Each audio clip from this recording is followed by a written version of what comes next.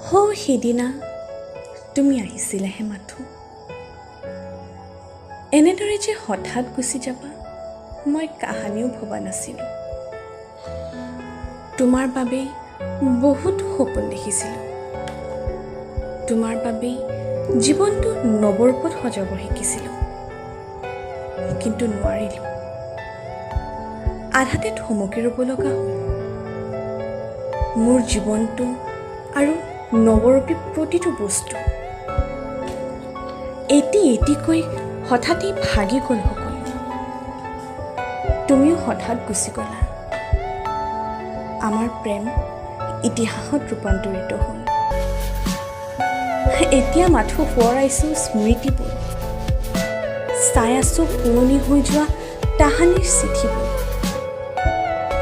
মোৰ হৃদয়ে কান্দিছে আৰু লিখিব চেষ্টা কৰিছোঁ মই এটি কবিতা তোমাৰ নামত।